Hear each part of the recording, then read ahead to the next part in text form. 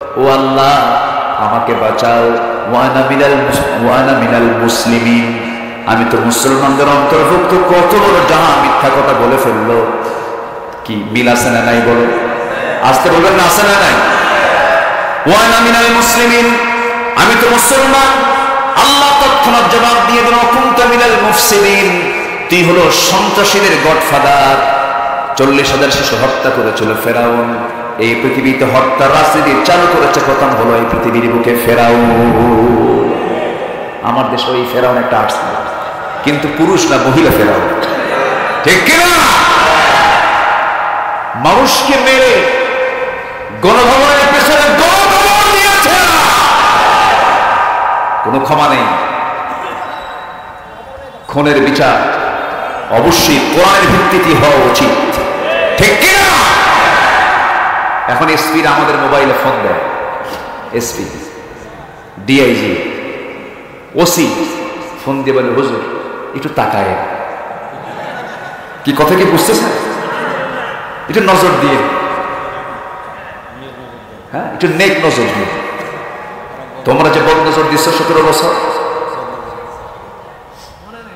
আমরা প্রতিশোধ পরায়ণ না, আমরা এতটুকু অনিয়ন্ত্রিত নয়, আমরা হিংস্র নয়। কালেমা পড়ো, ভালো করে মুসলমান হও, ঠিক কিনা? আয়না ঘরে ব্যারিস্টার আরমান, আমি চোখের পানি আটকাতে পারি। একটা ইয়াং ছেলে, নতুন বিয়ে করেছে, দুটো বাচ্চা, 2 বছর কোলে আর 4 কি 5 বছর বড় মেয়েটা। এই ছোট্ট বাচ্চা, বাবার ফাঁসির রায় হয়ে গেছে। মীর কাসেম আলী রাহেমাহুল্লাহ এদেশে অসংখ্য ছাত্রদের স্বতন্ত্র শিক্ষা প্রতিষ্ঠান শহীদ কাফেলা, দরজয় কাফেলা, বাংলাদেশ ইসলামী ছাত্র শিবিরের প্রথম প্রতিষ্ঠার সভাপতি মীর কাসেম আলী। তার সুযোগ্য সন্তান একজন জাতির রাহবার ব্যারিস্টার আরমান। তার বাবার পক্ষে কোর্টে আইনি লড়াই লড়তেছিল। সেই লড়াই করতেছে কেন? এটাকে অপরাধ মনে করে তার বাবার ফাঁসির রায়ের আগেই বাড়ি থেকে বের করে ওই আয়না ঘরে নিয়েছে। আজকে 8 বছর। কত বছর? 5 আগস্ট পর্যন্ত 8 বছর আলো ছাড়া থেকেছে। আলো চোখে দেখে নেয়, সূর্যের আলো দেখে নাই, চোখে ছানি পড়েছে, চোখে ছানি পড়ে গেছে। যে লোকটার ওজন ছিল 80 কেজি, তার ওজন হয়ে গেছে মাত্র 35 কেজি। একটা মানুষ বাঁচে কেন? কত উচ্চ শিক্ষিত একজন এদেশের নাগরিক, সে 8 বছরে জানত না যে তার 8 বছর আগে তার বাবার ফাঁসি দেওয়া হয়েছে। যেদিন আইনা ঘর থেকে বের করা হয়েছে, সেদিন বলতেছে, ভাইজান আমি সেই দিন জানতে পেরেছি আমার 8 বছর আগে ফাঁসি দেওয়া হয়েছে। এদের এই আচরণ ফেরাউনকে হার বানায়। এদের এই আচরণ নমরুদকে হার বানিয়ে দিয়েছে। আরেকজন এদেশের সবচেয়ে মুসলিম সংগঠন, 17টি বছর সবচেয়ে বেশি দমন পীড়ন নির্যাতনের শিকার হয়েছে যে দল, সেই দলের মজলুম একজন নেতা অধ্যাপক গোলাম আজম রাহিমাহুল্লাহ, তার কলিজার টুকরা সন্তান, এদেশের সেনাবাহিনীর ইতিহাসে সর্বোচ্চ সংখ্যক রেকর্ড নাম্বার যার জীবনে কোনো ফেল নাই, উনি আমাকে বলেছেন বাধ্য হবে না। এবং সেই চুক্তির মধ্যে মুহাম্মদুর রাসূলুল্লাহ সাল্লাল্লাহু আলাইহি ওয়াসাল্লাম, রাসূলুল্লাহ শব্দটা কেটে ফেলে দেওয়া হলো। সাইয়েদনা আলী ওই সময় ছিলেন, বললেন না আমার দ্বারা রাসূলুল্লাহ শব্দ কাটা সম্ভব হবে না। রাসূল সেই সময় বললেন, আলী কোন জায়গায় শব্দটা আছে আমাকে দেখায় দাও। আমার নবজি যখন দেখতে পেলেন সেই জায়গাটা রাসূল নিজ হাতে কেটে দিয়ে বললেন, চুক্তিটা বড় দরকার, কারণ আমাকে তার রাষ্ট্র নেতা মনে করেছে, যে আমাদের বিজয় জোরকন সুবহানাল্লাহ। আমাকে তারা রাষ্ট্র নেতা মনে করেছে, আমি রাষ্ট্র গঠন করেছি, ক্ষুদ্র রাষ্ট্র গঠন হয়ে গেছে মদিনায়, এটা যে মেনে নিয়েছে এটাই আমাদের বিজয়। আল্লাহু আকবার। আমার বন্ধুগণ, আমার নবীজি দোয়া করেছেন কি? আমার নবীজি দোয়া করেছেন, আল্লাহ তাআলা রব্বি আদখিলনি মুদখালা সিদকিন ওয়া আখরিজনি মুখরাজা সিদকিন ওয়াজআল লি মিন লাদুনকা সুলতানান নাসীরা। জোরে বলুন আল্লাহু আকবার। আমার নবীজি রাষ্ট্র ক্ষমতার জন্য দোয়া চেয়েছেন। নবীজি রাষ্ট্রনেতা ছিলেন, নবীজি দেশনায়ক ছিলেন, নবীজি দেশ পরিচালনা করেছেন, বিচারপতির ভূমিকা পালন করেছেন, আবার মসজিদে নববীর ইমামতির দায়িত্ব পালন করেছেন। আমরা এমন শাসক দেখতে চাই বাংলার জমিনে, যে বাইতুল মুকাররমের খতিব হবে, আবার বঙ্গভবনের সে একজন বাসিন্দা হবে। আসতে কম কেন, জোরে কম, ঠিক কিনা? বঙ্গভবন থেকে বের হবেন, বাইতুল মুকাররমের খুতবা দিবেন, আবার ওই ব্যক্তিটা আবার দেশ পরিচালনা করবেন। এমন দৃশ্য যতদিন পর্যন্ত বাংলাদেশে না দেখা হবে, ততদিন পর্যন্ত বাংলাদেশে কোনোদিন শান্তি আসতে পারে না। গত পরশুদিন ধর্ম মন্ত্রণালয় থেকে আমাকে ফোন দিয়েছে। ফোন দিয়ে বলা হলো, আপনাকে ইসলামিক ফাউন্ডেশনের পক্ষ থেকে রবিউল আউয়াল মাসে বাইতুল মুকাররমে 15 দিন 20 দিন ব্যাপী তাফসীর কি সিরাতুন নবীর মাহফিল হয়। তো বলা হচ্ছে, হুজুর আপনাকে আমন্ত্রণ জানানো হয়েছে, আপনি যে কোনো দিন একটা দিন আপনি বাইতুল মুকাররম মসজিদে সিরাত মাহফিলের প্রধান মেহমান। তো বাইতুল মুকাররমে আমি দাওয়াত পাবো, এটা তো কল্পনাতীত, কল্পনাই করা যায় না। বহু কামিল মাদ্রাসার প্রিন্সিপালরা মাহফিল করতে আমাদেরকে নেওয়ার সাহস পেত না। কামিল মাদ্রাসার প্রিন্সিপাল, ওরে বাপরে বাপ, আব্দুল আলামিনকে এই মাহফিল দাওয়াত দিলে আমার চাকরি শেষ। সেই জায়গায় বাইতুল মুকাররমে সিরাত মাহফিলে আমাদের মতো এই চেতনার যারা আছেন, ডক্টর আফম খালিদ হোসেন হাফিজাহুল্লাহ, বহু আগের থেকে তার পরিচয়। আমার একটা প্রতিষ্ঠিত মাহফিল নোয়াখালীর মুসাফুরের মাহফিল, সেই মুসাফুরের মাহফিলে উনিও গেস্ট ছিলেন, একই দিনে আমিও ছিলাম। উনি বাদে মাগরিব কথা বললেন, খুব দক্ষ আলোচক, তো ওনার আলোচনা 10টার পরে বোঝা কঠিন, অনেক গভীর পাণ্ডিত্য আল্লাহ তাআলা তাকে দান করেছেন। তো মাগরিব পর থেকে নিয়ে এশা পর্যন্ত আলোচনা করলেন। রাস্তার মাঝেই তার সঙ্গে আমার দেখা হলো, জাস্ট ক্রসিং হয়ে, এর মাঝেই কিছুক্ষণ কথা বলে নিলাম। খুব বিনয়ী মানুষ, ওনার নেতৃত্বেই এই মন্ত্রণালয়টা চলছে, একটা সংস্কার হচ্ছে মনে হয়। জোরে বলি ইনশাআল্লাহ, জোরে বলি ইনশাআল্লাহ। তার একটা সিমটম পেলাম, ওই দালাল আলেম যারা, তেলবাজ যারা, তারা সব লেজ গুটে বিদায় নিয়েছে। বাইতুল মুকাররমে সেই ইমাম যে ওই ব্যর্থ প্রধানমন্ত্রীকে লকব দিয়েছিল কওমি জননী, সে লেজ গুটে মসজিদ থেকে বিদায় নেয়, পালাতে বাধ্য হয়েছে। সম্মানিত ভাইয়েরা, সম্মানিত বন্ধুগণ, রাষ্ট্র ক্ষমতার প্রয়োজন আছে না নাই? আসতে বলবেন না, আছে না নাই? অনেক কার্ড খেলেছে, আনসাররে লেলিয়ে দিয়েছিল, রিক্সা বাহিনীকে লেলিয়ে দিয়েছিল, শ্রমিকদেরকে লেলিয়ে দিয়েছিল, নিজেরা মন্দিরে হামলা করে সংখ্যালঘুর কার্ড খেলতে চেয়েছিল। কোন কার্ড কাছে লাগবে না, কারণ জনগণ ওদের সব ষড়যন্ত্র বুঝতে পেরেছে, জনগণ হয়ে গেছে এক একজন প্রশাসক। জেনে বলি আলহামদুলিল্লাহ।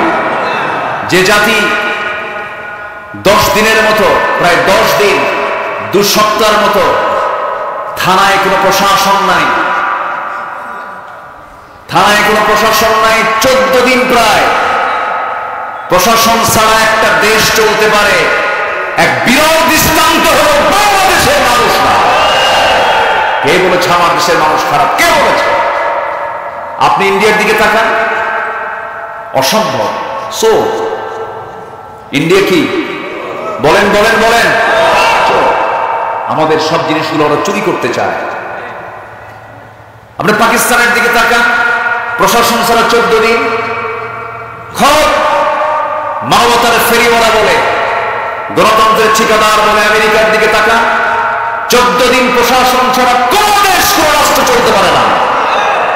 আমার দেশের মানুষ, প্রত্যেকটা মানুষ হয়েছিল এক একটা প্রশাসন, সব পাহারা দিয়ে। তারা প্রমাণ করেছে আমরা দেশকে জীবন দিয়ে ভালোবাসি। মুগ্ধ, পানি লাগবে, পানি লাগবে। মুগ্ধতা ছড়িয়ে এসে দুনিয়া থেকে বিদায় নিয়েছে। তার মা চোখের পানি এখনো শুকায় নাই।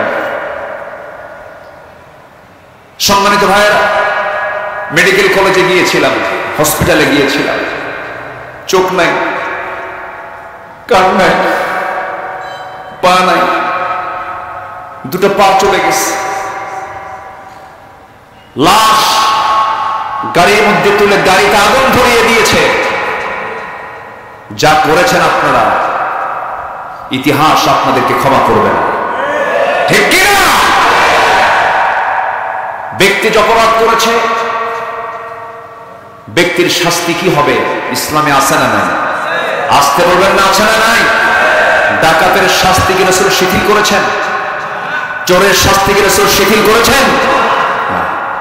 আশিদ্দাউ আলাল কুফার, আসতেছেন রুহামাউ বাইনাহুম। ডাকাতের শাস্তি রাসূল শিথিল করেননি, চোরের শাস্তি রাসূল শিথিল করেননি। আমার নবীজি রাষ্ট্রপতি থাকাকালীন উচ্চ বংশীয়া সম্ভ্রান্ত বংশের এক নারী, তার নাম ফাতিমা। আমার নবীর মেয়ের নাম কি? ফাতিমা। চুরি করে ধরা পড়েছে। ওই বংশের সমস্ত লোকজন সাইয়েদনা ওমর ফারুকের কাছে এসে বলছেন, আপনি যদি বলেন রাসূল শাস্তি লাঘব করতে পারেন। সম্ভ্রান্ত পরিবারের হাত কাটলে বিয়ে দেব কেমন? সমস্যা। আমার নবীর সামনে এসে যখন বললেন, ইয়া রাসূলুল্লাহ, দেখুন তো একটু কি শাস্তি লঘু করা যায়? আমার নবীজি সঙ্গে সঙ্গে জবাব দিচ্ছেন, ওমর, তোমার দারাজ কণ্ঠ কোথায় গেল? তোমার সেই তেজোদ্দীপ্ত চেতনা কোথায় গেল? আজকে ওই সম্ভ্রান্ত পরিবারের মেয়ে ফাতিমা না হয়ে আমার কলিজার টুকরা যদি ফাতিমা বিনতে মুহাম্মদ যদি চুরি করে ধরা পড়তো, আমি জনসম্মুখে সবার চোখের সামনে আমি ফাতিমাকে ডেকে নামি তার বাপ নিজের হাতে নিজের মেয়ের হাতটা কেটে নিতাম। আমার বন্ধুগণ, ডাকাতি করেছিল একজন, নবীর সামনে ভণ্ডামি করে কালিমার ঘোষণা দিল। নবীজি বললেন, তুমি কালিমা পড়েছো, নিরাপত্তা পেয়েছো, হুজুর আমি তো অসুস্থ, কি করা যায়? আমার রাসূল বললেন, যাও, মরু অঞ্চলে একজন রাখাল আছে, সেই রাখালের কাছ থেকে অনুমতি নিয়া উটের কিছু পেশাব, উটের কিছু পানি, দুটাকে মিক্স করে তুমি পান করে নাও, তোমার জন্ডিস ভালো হয়ে যাবে, রক্ত রোগ বন্ধ হয়ে যাবে। ওষুধ মনে করে পান করলো সেই লোকটা। পান করার পরে সুস্থ হয়ে গেল। গায়ের শক্তি যখন ফেরত চলে এলো, শয়তানটা চেপে বসলো। সে করলো কি? হাতের তরবারে দিয়া সেই রাখালকে মেরে ফেলে দিয়া উটগুলোকে সে অপহরণ করে যখন নিয়ে চলে যায়, আমার নবীর কাছে জিবরাইল জানায় দিলেন। আমার নবীজি সাহাবে কেরামকে পাঠায় দিয়ে বলেন, সাহাবীরা যাও, যেখানে পাও সেখান থেকেই ধরে ফেলো। ধরে ফেলা হলো। ধরে ফেলার পর রাসূল বললেন, তার হাত বেঁধে ফেলো, পা বেঁধে ফেলো। ওই রাখালকে যেমন করে এই ডাকাত আমার রাখাল সাহাবীকে যেমন করে মেরেছে তোমরা তাকে তেমন করে মেরে ফেলো, একটা করে হাত কেটে ফেলো, পা কেটে ফেলো, অঙ্গহানি করে ফেলো। আমরা সারা জীবন শুনেছি রাসূল দয়ার নবী, মায়ের নবী, সেই নবীজি এই সিদ্ধান্ত যখন জানিয়ে দিলেন, হাত কাটা হলো, পা কাটা হলো, এরপরে পানির জন্য ছটফট করতেছে। ওই ডাকাতটা মরুভূমির বালুগুলো চাটতেছিল। নবীজির কানে সাহাবায়ে কেরাম সংবাদ দিলেন, হুজুর এমন দৃশ্যকে দেখে ভালো লাগে নাকি? সে পানি চাচ্ছে, তপ্ত মরুভূমির গরম বালুগুলো সে চাটতেছে, পানির জন্য ছটফট করছে। কি করব হুজুর? রাসূল বলেন, সাহাবীরা এক চুল পরিমাণ পানি দিতে পারবে না, কারণ আমার রাখালকে সে এক চুল পানিও দেয় নাই। কি বোঝা যায়? কোনো ক্ষমা নাই, ঠিক কিনা? ক্ষমা আছে, ক্ষমা আছে। যদি ক্ষমা করতে চান, কুতিবা আলাইকুমুল কিসাসের এই আয়াতের খেলাফ হয়ে যাবে। কুতিবা আলাইকুমুল কিসাস এই আয়াত যদি আমরা মেনে নেই, এই আয়াতকে যদি আমরা বিশ্বাস করি, অবশ্যই খুনির শাস্তি এই জমিনে নিশ্চিত করতে হবে। 41 বছরে খুনের রায় যদি 41 বছরের আগের খুনের রায় যদি 41 বছর পরে আদায় হয়, বাবার শাস্তি। 71 সালের যে সমস্ত বিষয়গুলো সামনে এনে কল্পিত নাটক সাজিয়ে যদি একটা রায় দেওয়া হয়, 5ই আগস্টে যে তাজা খুন করা হলো, এটারও শাস্তি নিশ্চিত করা হলো সবার দাবি। রাজি আছেন কারা কারা? হাত উঁচু করে দেখান মুসলমান।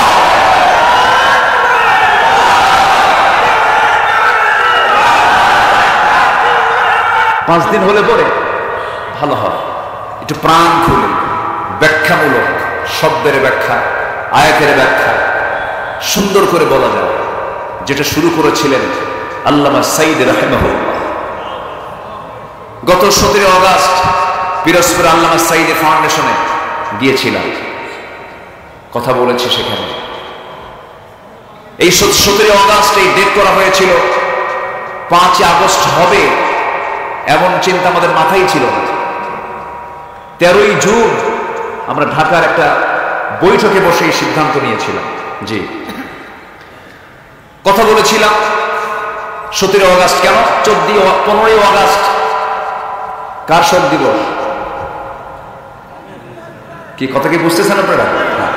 15ই আগস্ট।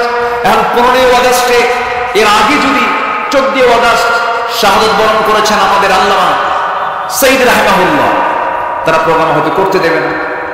এই জন্য আমরা ভাবলাম এনএসআই, ডিজিএফআই, ডিবি, এসবি এদের বদ নজর, কি নজর? পেট যদি হজম না হতো কি কি কি করে? বদ হজম। তো ওদের বদ নজর থেকে বাঁচার জন্য আমরা 14 তারিখের পরিবর্তে 17 তারিখে নিয়ে গেলাম। সেই 17 আগস্টে সেখানে গিয়েছিলাম, কথা বললাম। কই সেই পাড়ের হাটের সেই সাক্ষীগুলো, বরঞ্চ সেখানে একজন এসেছিল, কি নাম? সুখরঞ্জন বাড়ি। একসঙ্গে বসে প্রায় 2 ঘন্টা কথা বললাম। এই সুখরঞ্জন বাড়ির ইমান না থাকতে পারে, সুখরঞ্জন বাড়ির ইমান হয়তো কালেমাতে পড়ে নাই, কিন্তু বহু আলেমের চাইতে তার চরিত্র ভালো। সে বলেছে আমি জীবন দেব কিন্তু মিথ্যা সাক্ষী দিতে পারবো না। কলকাতার দমদম কারাগারে তাকে পিঠ মোড়া দিয়ে পিছনে 2 হাত বেঁধে রেখে দিয়ে দিনে রাতে শাস্তি দেওয়া হতো। বলা হতো তুই একটা রায় দিবি, নচেত তোকে দুনিয়া থেকে বিদায় করবো, তুই সাক্ষী দিবি। কিন্তু সেই হিন্দু সুখরঞ্জন বালি সে বলল না, অসম্ভব, আমার পক্ষে সম্ভব না। সে অনড় ছিল, তার চোখের পানি আমাকে অনেক ভাবিয়ে তুলেছে। আহারে, সে যদি খিয়ারুকুম ফিল জাহেলিয়া খিয়ারুকুম ফিল ইসলাম, আমি তাকে বললাম ভাই কোনো কথা নেই, আপনি কালেমা পড়েন। দেখি যে মুসকি মুসকি হাসে, দোয়া করেন, হয়তো কালেমা পড়তেও পারে ইনশাআল্লাহ। আমরা লেগে আছি ওর পিছনে, আমরা লেগে আছি, আমরা কাজ করছি। এখন আমরা দুই একটা করে আওয়ামী লীগ ধরবো আর কালেমা পড়াবো। জোরে বলে ইনশাআল্লাহ, জোরে করে ইনশাআল্লাহ। ওরা বলেছিল এই দেশে ওয়াজের নামে কোনো রাজনীতি চলবে না। মাহফিলে এই মঞ্চটাকে দখল শুধু নয়, এই পোস্টারটাও তারা দখল করে ফেলেছিল। এই পোস্টারে আমার নামটা কেন আগে দেওয়া হয়েছে? আমরা আলেম, আমরা বক্তা, আমাদের নামটা আগে, আর এমপি স্থানীয় আতি পাতি আছে না, ওদের নামটা একটু পড়ে আমাদের নামটা কেন আগে দেওয়া হলো? এই অপরাধ মনে করে মাহফিল হাতে ফোর্টি জারি করেছ।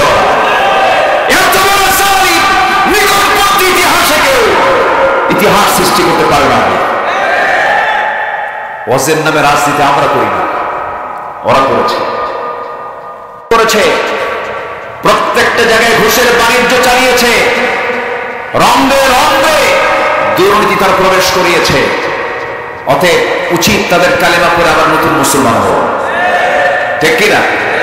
সম্মানিত ভাইরা, কথা আছে, একটু একটু করে বলতেছি, কারো কোনো আপত্তি নাই তো? জোরে বলি ইনশাআল্লাহ। আমাদের কথা বলতে গেলেও আবার খুব সাবধান থাকতে হয়, কারণ আমাদের মুখ থেকে অযাচিত কোনো কথা বের হওয়া যাবে না। কারণ এই যে ক্যামেরা আছে, কিরামুল কাতিবিন ইয়ালামুনা মা তাফআলুন। শুধু ইয়ালামুন না, ওরা দেখেও, জানে এবং দেখে। তাহলে আমার কথাগুলো নিয়ে প্রত্যেকটা ইঞ্চি ইঞ্চি কথার আবার গবেষণা আছে না নাই? আছে, সব তারা রেকর্ড করছে। আমি কেন নতুন করে মুসলমান হতে বললাম? তাদের জীবন বিধানের নাম ইসলাম নয়, তাদের জীবন বিধানের নাম হলো ধর্ম নিরপেক্ষ মতবাদ। নতুন করে কেন মুসলমান হতে বলছে ওদেরকে? তাদের ধর্মের নাম হলো জাতীয়তাবাদী চেতনা। জাতীয়তাবাদী চেতনায় যারা বিশ্বাস করবে তাদের ঈমান নাই। ধর্মের নিরপেক্ষ মতবাদকে যারা বিশ্বাস করবে তাদের ঈমান নাই। কার কথা? আসতে বলবেন না, কার কথা? কোরআন কোথায় বলছে? কোরআনের কোথায় আছে? শোনাই সব ওই সমস্ত দলীয় নেতা কর্মীদের জানায় দিবেন, হুজুরের এই বক্তব্য শোনো, ওই আয়াতটা তালাশ করবে। আল্লাহ রাব্বুল আলামিন বলেন, وَمَن يَبْتَغِ غَيْرَ الْإِسْلَامِ دِينًا فَلَن يُقْبَلَ مِنْهُ وَهُوَ فِي الْآخِرَةِ مِنَ الْخَاسِرِينَ। জীবন বিধান হিসাবে যারা ইসলামটাকে বাদ দিয়া, দিন হিসেবে যারা ইসলামকে বাদ দিয়া রাষ্ট্র পরিচালনায়, সমাজ পরিচালনায়, দেশ পরিচালনায় যারা ইসলামকে বাদ দিয়া দুনিয়ার কোন তন্ত্রমন্ত্র গ্রহণ করবে, পুঁজিবাদ, জাতীয়তাবাদ, ধর্ম নিরপেক্ষ মতবাদ, ক্যাপিটালিজম, সোশিয়ালিজম, ন্যাশনালিজমকে যারা গ্রহণ করবে, আল্লাহ রাব্বুল আলামিন বলছেন আমি তার পক্ষ থেকে কোনো কিছুই কবুল করব না। নামাজ পড়বে, কাজ হবে না। হজ করবে, কাজ হবে না। যাকাত দেবে, কাজ হবে না। কারণ সে দল হিসেবে সে ইসলামকে না গ্রহণ করে দুনিয়ার আইনকে গ্রহণ করেছে। আমার দেশে এখন কার আইন চলে? আল্লাহ। তাহলে কাজ কি এখনো বাদ আছে? কি আংশিক না পুরোটাই? আজ থেকে আংশিক না পুরোটাই? এখন কি পুরোপুরি জয়পুর বলা যায়? এখন পুরোটিকে জয়পুর বলা যায়? আমরা গোটা দেশকে জয় করব ইসলাম দিয়ে। জোরে বলি ইনশাআল্লাহ। আমাদের সবচেয়ে বড় সাহায্যকারী কে? আর ওদের সাহায্যকারী কারা? Russia, India, America. ওদের শক্তি হলো পুঁজিবাদী, সেকুলার, ন্যাশনালিজম। ওদের ধ্বজাদুরে হচ্ছে ওদের পাওয়ার। আর আমাদের মূল পাওয়ার কে? আসতে বলবেন না কে? সেই পাওয়ার, সে আল্লাহ তাআলা ফেরাউনকে পানিতে চুবায় মেরেছেন। ফেরাউনকে সকালবেলা তা জানতো? যেদিন ফেরাউনকে পানিতে চুবায় মারছে তার আধা ঘন্টা আগেও কি ফেরাউন জানতো? মাত্র আমার দেশের প্রধানমন্ত্রী, প্রাক্তন প্রধানমন্ত্রীকে টাইম দেওয়া হয়েছিল মাত্র কত মিনিট? সেম ফেরাউনের সঙ্গে মিলে গেছে, বুঝলেন? ফেরাউনও মরার আগ দিয়ে এরকম একটা টাইম পাইছিল। কেমন করে বললাম আমি?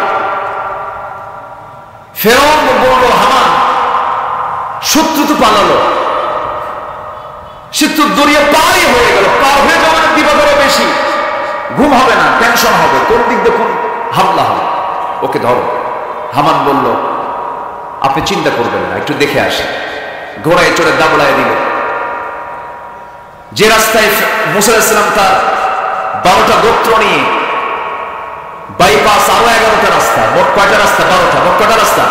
12 গোত্র, কয়টা রাস্তা? 12টা রাস্তা।